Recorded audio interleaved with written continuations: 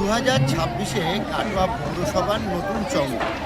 এতদিন ধরে কাটোয়া পৌরসভার উদ্যোগে জেলা সবলা মেলা হতো এই কাটোয়ার কাশিরাম দাস বিদ্যায়তনের মাঠে।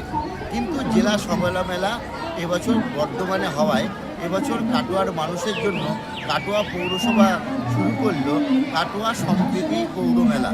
যে মেলায় 60টারও বেশি থাকছে স্টল, যে স্টলে পাওয়া যাবে বিভিন্ন রকম যারা রয়েছে, যারা তৈরি করে হাতের কাজের জিনিস, তাদের তৈরি হাতের কাজ, স্বয়ংবর যারা গোষ্ঠী আছে সেই মহিলাদের হাতের কাজের সমস্ত রকম জিনিস। তা সত্ত্বেও এখানে একটি নতুন স্টল করা হয়েছে এবছর, যেহেতু এসআইআর চলছে। সেই এসআইআর কারণে এসআইআরের যাতে কোনো সুবিধা যদি মানুষের থাকে তারা এসে স্টলে যোগাযোগ করতে পারবে। পাশাপাশি যেটা দেখা গেল, আজকে এই মেলার উদ্বোধন করলেন বর্ধমানের জেলাশাসক মাননীয় আয়েশা রানী, এবং সঙ্গে উপস্থিত ছিলেন আইপিএস অফিসার এসপি এবং সায়ক দাস, এবং তা সত্ত্বেও এখানে ছিলেন বিশিষ্ট ব্যক্তিবর্গ, ছিলেন কাটোয়ার বিধায়ক রবীন্দ্রনাথ চট্টোপাধ্যায়।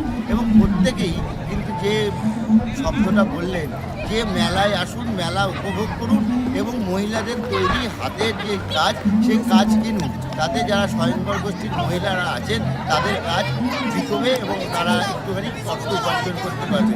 এক কথায় বলা যায় শীতের মরশুমে এই মেলা অনেকটাই কাটোয়া শহরবাসীকে আনন্দ দেবে। কারণ হচ্ছে এই মেলায় প্রত্যেক দিন রাত্রিরে থাকছে, 2 তারিখ থেকে 6 তারিখ চলবে এই মেলা, এবং রাত্রিরে থাকবে প্রত্যেকটা দিন বিভিন্ন বাইরের শিল্পীদের নিয়ে সঙ্গীতানুষ্ঠান। উপস্থিত ছিলাম এখানে আমাদের জেলা সবলা মেলা অনুষ্ঠিত হতো। এবার সবলা মেলা যেহেতু অনুষ্ঠিত হচ্ছে না, স্বভাবতই এই এলাকার মানুষের মধ্যে একটা সবলা মেলা নিয়ে উৎসাহ উদ্দীপনা ছিল।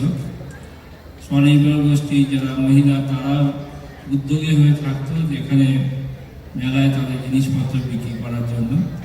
স্বভাবতই সেই চাহিদা মেটাবার স্বার্থে পৌর সম্প্রীতি মেলা অনুষ্ঠিত হচ্ছে। আমরা আশা করব যে এই পৌর সম্প্রীতি মেলা অত্যন্ত সুন্দরভাবে সুশৃঙ্খলভাবে অনুষ্ঠিত হবে। আজকের এই মেলা উদ্বোধন করার জন্য মাননীয় জেলা শাসক আয়েশা রানী মহাশয় আমাদের এখানে উপস্থিত হয়েছেন। সঙ্গে আমাদের জেলা পুলিশ আরক্ষাধ্যক্ষ এবং জেলা পরিষদের সভাধিপতি, সহকারী সভাধিপতি সহ একঝাঁক কর্মাধ্যক্ষ এবং additional SP Bardhaman rural, SDO Katwa এবং অন্যান্য বিশিষ্ট জনেরা। সেই কারণেই এই কাটোয়াবাসী মনে করছেন এই মেলা তাদের একটা প্রাণোজ্জ্বল কেন্দ্র হয়ে উঠবে কাটোয়ার কাশিরাম দাস বিদ্যায়তন।